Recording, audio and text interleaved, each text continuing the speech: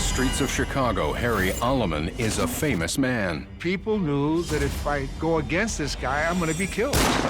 He's both a devoted family man to his daughter, Franky, I had a very loving father, so I'm lucky. and a vicious killer. Harry Aleman rolls down the window and says, "Hey, Billy." He was shot, he was down, and he was dead. When the FBI finally catches up to him, Aleman becomes even more famous. He was the first person in U.S. history to be tried for a murder for which he had previously been acquitted. His devoted daughter faces off against his detractors. And I said, I'm gonna ask you a question. It doesn't matter anymore, Dad. Did you kill Billy Logan?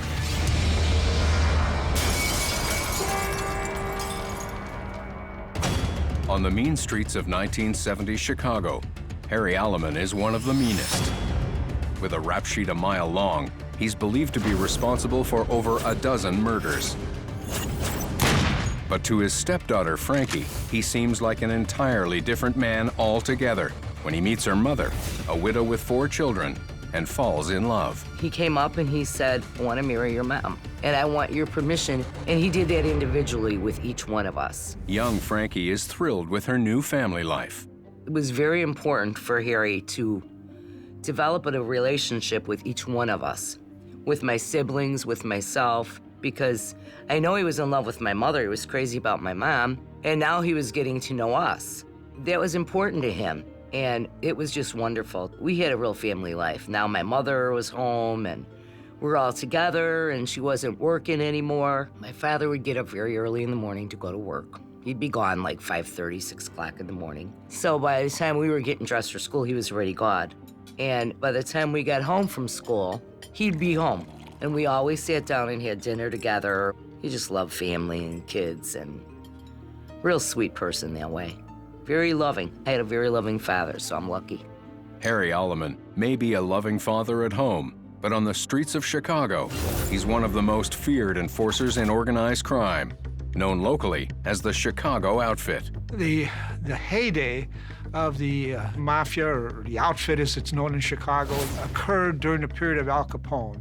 His successors had all the benefits of what Capone created, plus a little more finesse, so that they were able to become much more successful and organize all criminal activity in the Chicago area. So a career burglar that did nothing but burglarize. If he became known to the outfit, they would then approach him and tell him, we control crime in this city. If you want to continue to burglarize, you're going to have to pay us a tax. As an enforcer, Aleman's role is to make sure that everyone pays up. Harry Aleman did this full-time for several years, strong-arming all these peripheral criminals into becoming moneymakers for the outfit. Like legendary Chicago enforcer Frank Nitti, played by Stanley Tucci in the film Road to Perdition, Aleman is known on the streets as a man who is not to be crossed. Harry was not a large man. He was kind of medium height and slight build, but beneath that sort of exterior was someone who was very tough. He was nicknamed The Hook early on because he was a boxer, and he had a good left hook. He had an extremely volatile temper that could go off at any moment. And when it did, you didn't want to be in the way. And those that did not cooperate initially, the bookmakers, for example, that say, hey, go to hell, I'm not going to give you a piece of my action, they were killed. And it doesn't take long for that word to spread. When Harry Aleman came to knock on your door, they were afraid. They were afraid. By 1972, Aleman has already been charged with assault, grand theft auto, aggravated kidnapping, and burglary, but has never been convicted. Harry Aleman was a difficult guy to pin down. It was difficult to get him for major crimes. Anybody can get away with certain activities for a period of time, but to do it consistently throughout your life, there's not too many people that have been successful in doing that, and Harry Aleman is a good example. No doubt he was successful because he was good at what he did. One of the reasons is because of the fear factor. People knew that if I go against this guy, I'm going to be killed. On September 27, 1972, Harry Aleman drives through a residential neighborhood in Chicago. At 11 p.m., William Logan, taxi driver and Teamster shop steward, leaves for his night shift with the Gladstone Cab Company. Billy Logan lived on the west side of Chicago with two of his sisters. He walked out his front door, intending to walk to his car and drive to work. As he walked down the steps, he heard a voice from a car that had pulled up in front. Harry Aleman rolls down the window and says, "Hey, Billy." And as Billy walks over to his car, pulls out a shotgun and shoots him twice.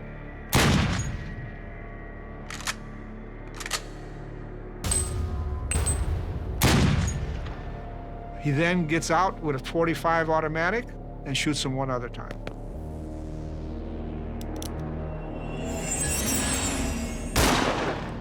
The end of Billy Logan.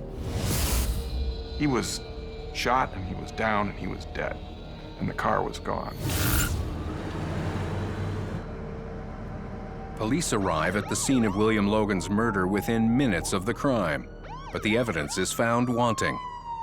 The forensic evidence that was collected at the scene basically amounted to ballistics evidence. There were no fingerprints, there were nothing really. He'd been shot from a distance. Harry used deer slugs. He didn't use the shotgun shells that had a pattern. It leaves a big hole. It leaves a bigger hole on the other side.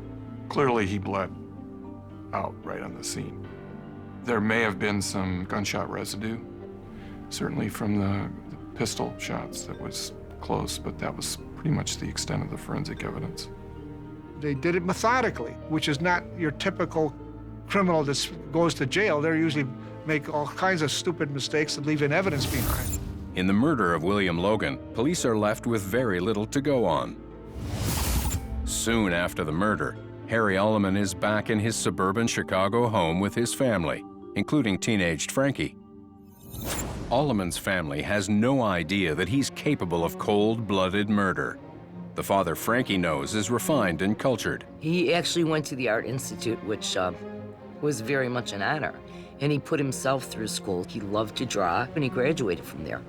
It was very important to my father that my family was cultured. He loved art to begin with. So if you love art, it took him into the opera, Pavarotti, and he loved all that stuff. He would take us to the museum, and he would love to talk about the paintings or the artwork, and he would go on and on and on, and you'd be to a point, okay, enough, I want to go, but you learned from it. But Aleman's family also sees flashes of his famous temper. Harry is a strict father who has always expected his children to be well-mannered and polite, even when they were young. My brothers were young, probably 5th grade, 6th grade.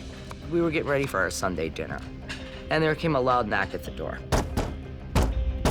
And my mom's like, "Who's at the door?" My father opens the door, crack open, and there's this big, tall, huge guy standing at the door. And he says to my father, "Your kids were jumping on my pickup truck, and they scratched it all up." So my father's like, "Okay. Well, if my kids did anything, I'll certainly, honor it." So he says to us, "Wait here." And at the time, he went and got my uncle. My father said, "We'll go down there, then we'll wash and wax his truck, and we'll have no problems with this guy." Even as a child, Franky knows that her well-mannered father is not to be crossed. We sit down. Here comes the knock at the door again. You kidding me? It's this guy. He's at the door and he's going, "Hey, Harold," real loud. My father's name is Harry, not Harold. He's going, "Hey, Harold, you didn't do such a hot job on my truck." My father turned around, took a look at my mother and said, "Honey, don't worry about anything. I'll be right back in a minute." That was it. He went out the door. It must have took just a couple minutes. He came back in, and we all turned and looked, and there was blood all over his Dago t-shirt. And my mom was like, "What happened?" And he's like, "Don't worry about it, honey. Everything's okay." So we didn't say another thing. We sat down and continued eating our dinner. It was a normal thing that we didn't ask a lot of questions. That's all part of the code. And because of that, there's a great deal of loyalty that exists within the organized crime family. Even as Franky becomes a teenager, the strict code of conduct remains. My father never wanted us to answer the door. That was his rule because he was always skeptical of who it could be. I was home one night and I was getting dressed to go out and I heard a knock at the door. My father went and answered. I heard my dad get loud and he said, "I told you not to come to my house." Now I'm paying attention, I'm listening, and he's like, "I told you never to come to my house, don't come here." The guy was trying to explain why he was there and being kind of loud. And the next thing I know, my dad just like punched him a couple times and threw him out the front door. He said, "This guy is goofy. This guy's a little crazy.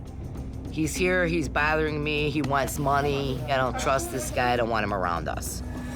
So I threw him out, he's no good. I never felt like anyone could hurt me. My father was there. That's just how I felt growing up. I just accepted it, I guess. I was used to that.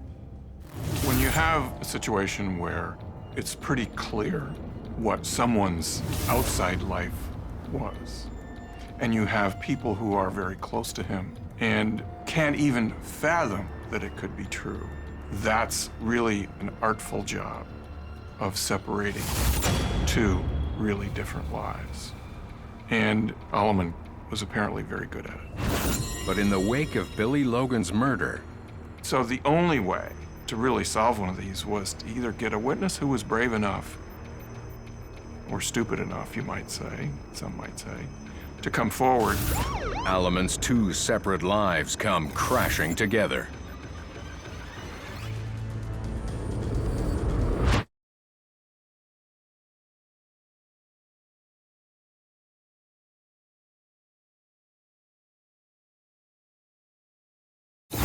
Notorious Chicago mobster Harry Aleman is both a devoted father to his daughter, Franky.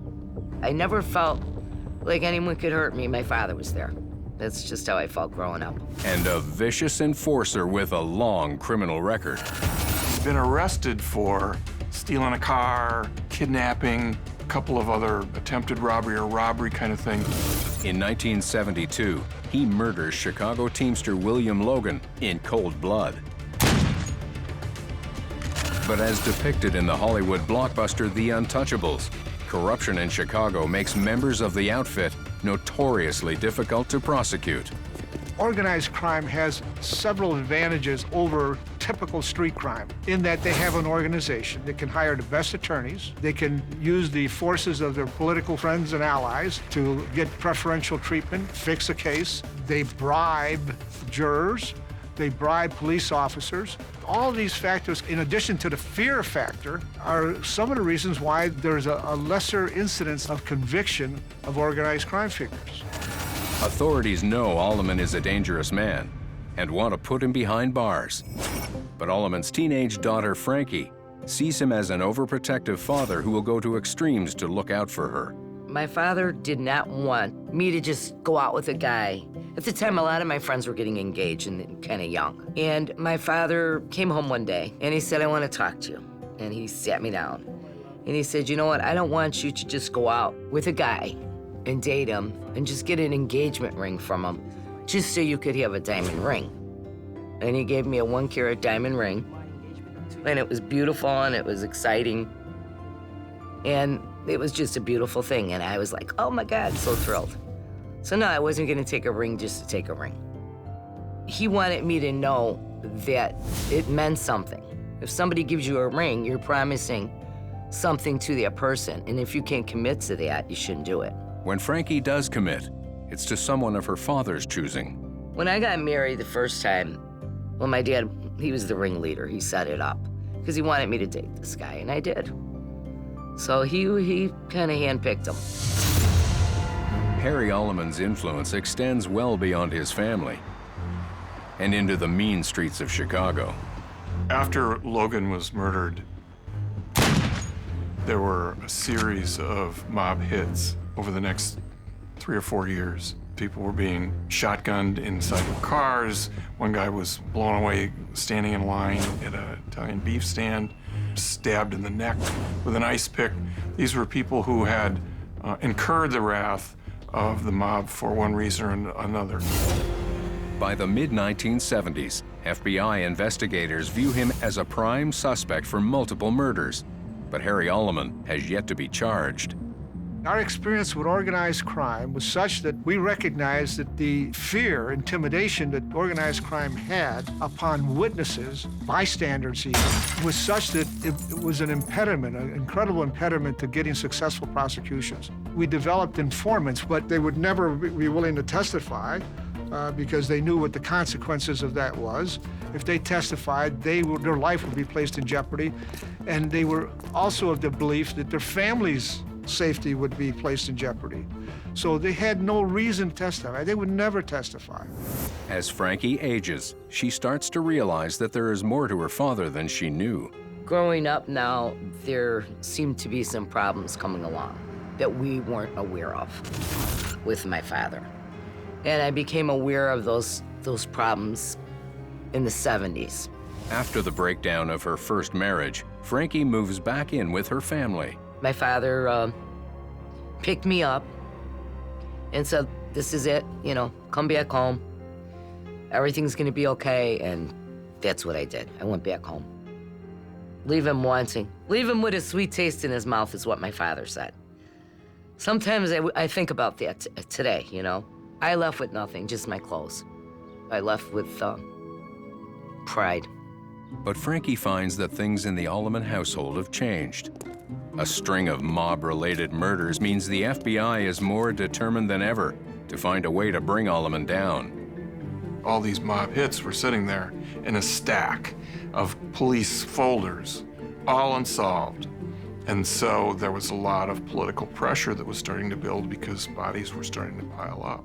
Facing increasing scrutiny from the FBI, Harry is no longer able to keep his family life separate. He warns his daughter of what's to come. Franky, I gotta talk to you. He said there's gonna be a lot of things coming up on TV, and I don't want you to watch TV, and I don't want you guys to pay attention to the news media, because they make up a lot of stories, and it's gonna hurt you if you hear these things about me. And I don't want it to change your opinion of me. He was preparing us as a family. He was schooling us. He was teaching us. Aleman gives his children lessons in FBI procedure. My father had a lot of knowledge about the FBI and things that they have done, going back into politics, what they've done to other people. So we were pretty schooled about the FBI.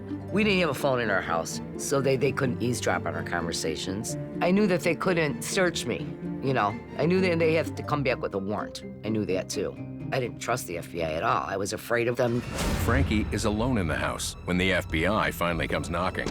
So when they first came to my house, when my parents weren't home, looking for my father, I wouldn't let him in. I said, no, you're not coming in. You get a search warrant. And they said, no, you know, pushing their way in. I go, no, you're not getting in my house. You get a search warrant, show it to me. Believe me, I was a little nervous. There's like 10 of them out there with guns. I knew that they'd be back in 5 minutes because the courthouse was right down the street. I was already prepared for that. I had no way of reaching my parents. They were gone. I moved as quickly as I could. I had to get the cash and my mother's jewelry, and that was the first thing I thought of. They came back with a warrant for shell casings. So they just were loving the fact that they can come in. They were wrecking the house, messing it, throwing stuff all over the floors. There were no guns, but there were a lot of ammunition in the house. And they just came in and took the ammunition out. With no illegal weapons found, the FBI is no closer to bringing charges against Harry Aleman. Getting evidence through normal legal means, like search warrants against organized crime figures, is not very productive because they're too smart. They have criminal lawyers that give them advice before they go out to commit a crime. They destroy the evidence before anybody gets a chance to see it. That's the normal situation. They're professional killers, if you will. But the FBI is about to get a break that will change everything. Go!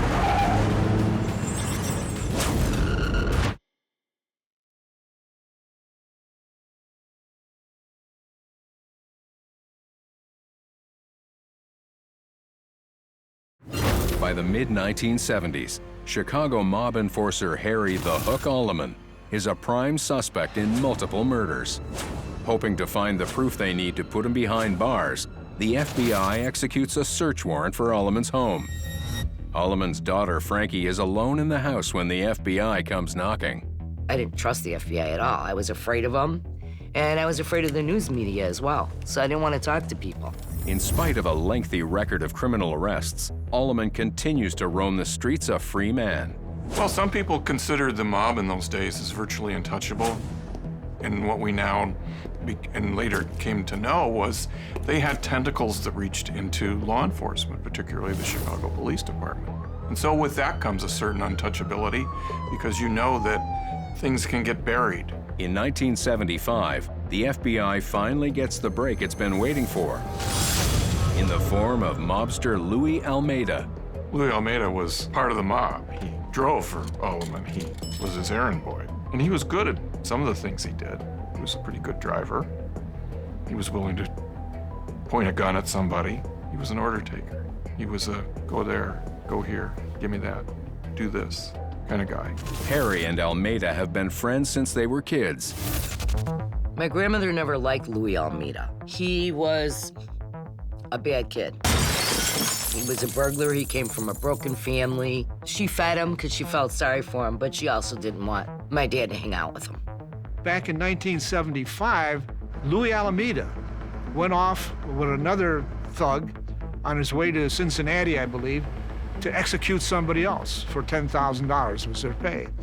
And they got arrested en route. It was a speeding thing. He kept telling the guy to slow down, but it was too late. They got caught. And so they asked him to pop the trunk, and they had all these guns. I mean, and that became a beef, a serious beef. They were taken into custody. They were charged. The FBI offers Almeida a deal. We went to see him, and he became our informant. We had him as a witness, so we worked with him for a couple of years, and he told us about the Harry Aleman case. Almeida tells the FBI every detail about the night Billy Logan died. Louis Almeida knew exactly what went down. He saw it happen. He was sitting in the driver's seat when Aleman killed Billy Logan.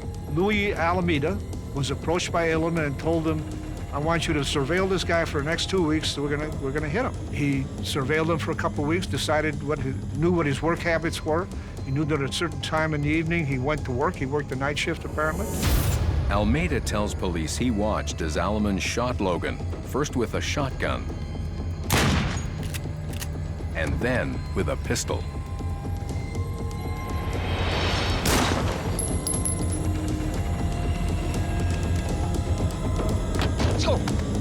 Almeida's witness testimony that he saw Aleman shoot Logan could help put Aleman behind bars. But the FBI is hesitant. The only problem we had, and it's a big problem, with using criminals. Generally, the people that were informants were also involved in the same kind of criminal activity, perhaps at a lower level. So it became difficult with regard to reliability or credibility on the witness stand. And certainly, in every single case, the defense attorneys would parade their testimony, their witnesses, to demonstrate that this guy's not reliable, he's a criminal, he's been convicted of these various crimes, and so forth. He's doing it so he wouldn't go to jail himself. You had a guy who wasn't particularly brilliant. You had a guy who had a sketchy background. He was a second-grade dropout. He had basically been involved in a bunch of minor petty crimes, and what he had done since then wasn't something you put on a job resume. And here he was going to implicate his boss in a murder. And so anyone who testifies and is going to get some sort of favorable treatment on their own charges is someone whose credibility has to be questioned. To strengthen their case against Aleman, investigators revisit the details of the 1972 Logan murder and uncover a surprising detail. A man named Bob Lowe had given a statement to police on the night of the murder. Bobby Lowe is a citizen. He's a witness. He didn't want to be there. He just was, and he witnessed this, and he was being honest and reported it. He gave his story. I was just going out for a walk. Bob Lowe told police that a car came up, screeched to a halt in front of him, and someone stuck a shotgun out of the back of the car, shot Billy Logan twice. A man got out, fired a gun, pistol, into Billy Logan. It's 11 o'clock or so at night. He's off for a walk before he goes to bed. He sees this car pull up. And he hears him yell out, "Hey, Billy!" And then he hears 2 shotguns. And he was in shock. I mean, he is virtually no more than 15 feet away. They had this face-to-face contact for a few seconds before Aleman got back in the car. By that time, Bobby Logan regained his composure and got the hell out of there. Bob was asked to come to a police station and look through books, mugshot books. And he identified a photograph of the man that he saw that night. And the police officer said, "Thank you very much. We'll take care of it." That was a picture of Aleman. That was put into a police report, which was promptly buried. Such was the reach of organized crime in those days. Unlike Louis Almeida, a known gangster with a criminal history, Bob Lowe has no ties to the mob, no criminal record, and no motive to testify against Harry Aleman. He knew that the right thing to do is to stand up and to say what you saw, that that's the way society is supposed to operate, that when you see something like this. And Billy Logan was someone he knew. He was certainly an acquaintance. They lived across the street from each other practically. They talked to each other. He saw his life basically pour out onto the ground right there in front of him. I don't think that he truly understood the gravity of what he was doing when he did it. As the Cook County State's attorney prepares to bring a murder indictment against Aleman, Harry reassures his frightened family. At the time, all these allegations were coming out about my dad. And, you know, I was scared. I was nervous. I didn't want to see my father go to jail. Murder, that's scary in itself. I mean, just the sound of it was just devastating. He kept saying, "Don't worry. It's gonna be okay. We're gonna get through this. We're a family. Let's stick together. Don't talk to anybody about it. And just, you know, go to school, keep your heads high." Aleman's trial gets underway in May of 1977. The prosecution's theory at the trial was that Harry was a hired killer, that he was a mob killer, and that when the mob said, "We need this guy taken care of," he took care of him. That Harry did, you know, it was like, you know, paint this house. Well, so you go paint the house. Go kill this guy. So that's what he did. The prosecution has a strong case. They had an eyewitness who was not connected and someone on the inside. The two things that you never get. Bob Lowe testified at the trial in the same fashion that he described what happened that night. But 4 people, including Aleman's wife, give Harry an alibi. My mother testified to the fact the night of the murder that she was at the golf range. There was a golf range where you used to hit the balls, like 3 blocks from our house. My father and mother were there like every night. She understood, and she knew that she probably would need to provide an alibi for her husband because of that background that he had. And she did. She did exactly that in the Billy Logan case. She said, you know, he was with me. He couldn't have been out killing Billy Logan. He was with me that night. Throughout the trial, Franky struggles with the difficult allegations against her father. He said, "Do not show the court any emotion. If you're dying inside and you want to cry your heart out, don't do it in front of them. Number 1, it's gonna hurt me. And number 2, it's gonna destroy you. Because once you start crying, you're not gonna be able to stop. Don't let them know because that's what they want from you." So we kept firm, we kept quiet, and we never, ever talked to the media. No member of the Chicago outfit has ever been convicted of a mob hit. But the prosecution presents a powerful case. You have an eyewitness that identified the trigger man as a shooter. You had the man that drove him there that testified, "Yeah, I drove him there, and he had me stake him out for 2 weeks. He went there to kill him, and I saw him kill him." But throughout the trial, Aleman remains surprisingly confident. My father was very calm during the trial, very cool, he was very collected, and he was very sure that everything was gonna be okay. Aleman's demeanor was that of someone who was almost so confident that you had to wonder what was really going on. When the judge came out onto the bench to give his decision in the case, I think that certainly most of the news media thought that this was going to be a conviction. But the judge's decision shocks the courtroom.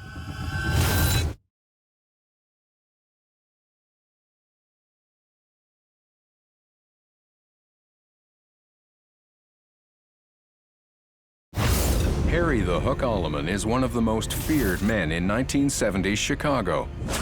As an enforcer for the Chicago outfit, he's believed to be responsible for over a dozen mob hits. In 1977, 5 years after Aleman murders Teamsters shop steward William Logan in cold blood, authorities finally bring him to trial. In the courtroom, Aleman's daughter Franky struggles to keep herself together. He said, "Do not show the court any emotion. If you're dying inside and you want to cry your heart out, don't do it in front of them." To prosecutors, it looks like an open and shut case. I think that the prosecution at the time believed they were going to win. They had two things that usually are not present in mob hits. They had someone on the inside, and they had a disinterested eyewitness who was going to identify Aleman as the shooter. But in a shocking move, the judge returns a verdict of not guilty. I mean, you have an eyewitness that identified the trigger man as the shooter. You had the man that drove him there that testified, yeah, I drove him there, and he had me stake him out for 2 weeks. And he went there to kill him, and I saw him kill him, and they acquitted him anyway. Incredible. I always thought that it helped explain some of his demeanor, at least based on what the reports were of how he was acting during the trial, which was supremely self-confident, almost to the point of, you take a step back and say, why is this guy so confident? But I don't think the alarm bells ever really kind of went off until afterward. To Aleman's family, the verdict closes a dark chapter in their lives. This is a lot to endure as a family. It was a lot of pain and agony, and it upset everybody, and it was hard. It was a very, very difficult time in our lives. But he got dismissed. He got let go, and things were going to be back to normal. And that's what happened. We went to trial, and my father got dismissed of all charges. Not long after, it's business as usual on the streets of Chicago. Just 3 weeks after Aleman's acquittal, a high-profile auto thief is found with 2 shotgun wounds to the head. 3 weeks after the trial, someone's whacked in a car. Classic signs of being a mob hit. The natural assumption in law enforcement would have been Harry was back to work. When the Cook County State's attorney fails to put Aleman behind bars, the FBI moves on to Plan B. After Harry Aleman was acquitted of the Billy Logan murder, he continued his criminal activity. He never slowed down. In the Bureau, the FBI made a case on him under RICO, the RICO statute, the Racketeer Influence and Corrupt Organization statute. The federal government prosecuted Aleman for a series of robberies and loan sharking and an assortment of crimes, and they charged him under the RICO law, which was enacted specifically to target members of organized crime. The RICO Act gives the FBI broad powers to go after individual mob members. They then consider a group of organized crime figures to be an organization. And each one of them can be convicted then for the acts of the others, even though we may not have specific evidence of one of the individuals involved in all of the crimes. They said he orchestrated a burglary. Wasn't there, but he orchestrated it, where people got tied up in the house and this and that, and their stuff got stolen. So he went to jail for that. They did get him to go to jail. In 1978, Aleman receives a 30-year sentence and is sent to federal prison in Atlanta, Georgia. When my father was in prison in Atlanta, that was hard because it consisted of a lot of flying back and forth to the prison. The stigma of her father's incarceration affects Franky's own family. I was having all this outside pressure, and there was a time, I'll never forget it, when I did drive down and let my mother-in-law babysit for my daughter. So I got home, And she was standing at the top of the stairs with her jacket on. I mean, not even give me a chance to take my coat off. How was my daughter? How's my family? How's everything? She goes, well, you had the nerve to go away and visit your father on Father's Day. I said, but we explained it all to you. Why are you doing this? She goes, it doesn't matter anyways, your father's a killer. Well, when she said that to me, I was like, live it. The choice to stay loyal to her father takes a toll on Franky. I just didn't feel any support there at all. I was alone. I was alone, just doing my thing, taking care of my own child by myself. And that's really what it boiled down to, and I had to be supportive for my family. And that's what I felt was right. In April 1989, after serving 11 years of his sentence, Aleman is granted parole for good behavior. He returns home to live with his wife, daughter, and new grandson. That's when the FBI got involved, really got involved, because Harry was walking. We were notified the minute he got out of jail. We know that he's going to get together with his cronies and they're going to celebrate his release. And so we want to cover that. It's almost like covering a mob wedding. We want to see who the guests are for the same reason. Aleman's friends and family gather to celebrate his 50th birthday. I threw a big party for him, and it was a lot of fun, and it was a great time. I just want you to know I waited a long time for you to come home, and that I love you with all my heart. But the FBI is never far away. So he was on our radar immediately. I mean, this is a notable figure in Chicago organized crime. His activities are of great interest to the FBI. My father went to work for a construction company and lived at our house, and that was great. I mean, he was with me for about 9 months before trouble brewed again. Within a year of his release, Harry Aleman is re-indicted on more racketeering charges stemming from his mob activities in the 1970s. He pleads guilty to extortion in exchange for a 12-year sentence. A guy like Aleman pleading guilty is very unusual, and he was probably told that you should probably plead guilty so this thing doesn't go any further than it has already. He committed to this plea bargain so they wouldn't go after him, because if they would have went after him for another murder then, which they were trying to prove, I felt like, oh my God, he'll get life and never come home. In 1990, Aleman begins his new prison sentence, expecting to once again be released early. But 3 years later, a new witness steps forward who sheds light on an old case. While Harry Aleman was serving his sentence on the RICO violation in the mid-90s, we developed Robert Cooley as an informant. The tip uncovers corruption at the highest level and reveals the truth about the William Logan murder. But Aleman's 1977 acquittal means he remains untouchable for now.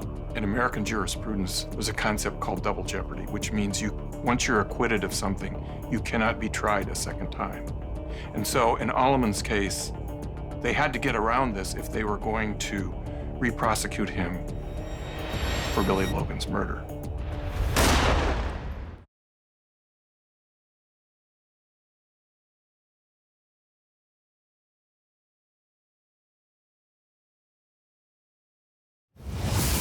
Chicago outfit enforcer Harry The Hook Aleman is believed to be responsible for over a dozen mob hits.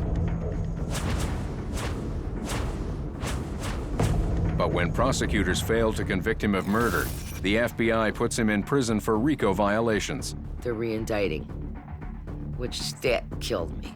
It just killed everybody. It just killed this one. They came after him again after here. He just did 12 years. What do they want? Charged with racketeering and extortion, Aleman makes a plea deal, hoping to put an end to the government's pursuit. He committed to this plea bargain so they wouldn't go after him. But in 1993, 17 years after a judge acquitted Aleman for the murder of William Logan, the FBI develops a new informant, Robert Cooley. Robert Cooley was a Chicago lawyer who was arguably the most corrupt lawyer in the history of Chicago, and that's saying something. He was a lawyer for the mob. He was their fixer. Robert Cooley was a prestigious attorney. I say that loosely. He was a mob attorney, but he was an attorney. He was a member of the bar in good standing, but his clients were a lot of organized crime types. And when you get those kind of clients, you have to take shortcuts. You have to try and win by hook or crook, and that's what Cooley did. By the 1990s, Cooley decides to turn against his former employers. He had a change of heart. For whatever reason, that happens with people. We approached him during that time and we convinced him to cooperate, and he did in a lot of other cases, not just the Harry Aleman case. Cooley tells the FBI that in 1977, he bribed the judge presiding over the Logan murder trial. Cooley testified that he paid $10,000 to the judge to acquit Aleman. In a move reminiscent of the 1999 film Double Jeopardy, Aleman's lawyers argue that the government can't prosecute him based on this new evidence. Under our Constitution, if you are tried for a crime and you are acquitted, you cannot be tried for that crime again. However, the idea of jeopardy requires that it was fair, that you were actually in jeopardy, that you actually had a trial and that the jury heard the evidence, the judge heard the evidence, and you were acquitted based on a fair assessment of the evidence. Prosecutors argue that in Aleman's case, double jeopardy does not apply. In the first trial, Robert Cooley bribed the judge before the trial began. So Aleman was never in jeopardy. In fact, during the course of the trial, he sat at his defense table with a smirk on his face because he knew the outcome and he could afford to smirk. And he was acquitted. So jeopardy was never attached and he could be tried again. The new judge agrees and rules that Harry Aleman can once again be tried for the murder of William Logan. The defense filed an appeal to the U.S. Supreme Court, and the U.S. Supreme Court refused to hear it. It had never been done before, but we felt that we had a good case. He was the first person in U.S. history to be tried for a murder for which he had previously been acquitted. In September of 1997, Harry Aleman's retrial gets underway. Louis Almeida and Bob Lowe are once again called to testify, and prosecutors now have Robert Cooley, their ace in the hole. My father's witnesses are all gone. They're dead, or one is incoherent. And now they come back with a new witness that was on the government's payroll, which was Bob Cooley. The government also presents a new theory about Aleman's motive for murder. Billy Logan had been married, unbeknownst to law enforcement at the time, to a cousin of Harry Aleman. They were divorced, and it was a very acrimonious divorce, tremendous infighting over custody of the children. He was a bad husband, a bad father, apparently, at least from their point of view, and he was mean-spirited. He mistreated his former wife and got Harry Aleman upset with him. It was strictly a personal thing. After only 4 hours of deliberation, the jury declares Aleman guilty of first-degree murder. He is sentenced to a minimum of 100 years and a maximum of 300 years in state prison. For the next 11 years, Franky continues to visit her father in prison. If anybody spends 33 years in prison, the chances of them coming out alive, it's not gonna happen. My father always said that. He was diagnosed with lung cancer, 4th stage. In 2010, before he dies, Franky pays one last visit to her beloved dad. When I saw my father, he said to me, "Do you have anything you want to say to me?" He asked me. And I said, "No, Dad, what do you mean?" He goes, "Did I ever embarrass you? Did my life shame you? Did I ever hurt you? Are you ashamed of me as your father for all these things and for me missing out on all these years?" And he's sick, you know? And I said, "No, I love you more than anything in the world. I'm not ashamed of you. I love you. You're my father." And I said, "I'm gonna ask you a question. It doesn't matter anymore, Dad. Did you kill Billy Logan?" Just like that. I can't even believe I said it. Not that it matters. I don't care if he did or didn't now. I love him. Just tell me. He looked at me and he said, "I told you I was gonna go to jail at one point in my life, but I would have done a much better time being in jail for something I did than something I didn't do." He said, "Honey, I did not kill Billy Logan. I did a lot of bad things in my life, but this I am not guilty of." And I said, okay. It wouldn't have mattered to me if he did or didn't. I would have still loved him. No matter what people think of me, I would have still loved my father. You love your parents, no matter who they are.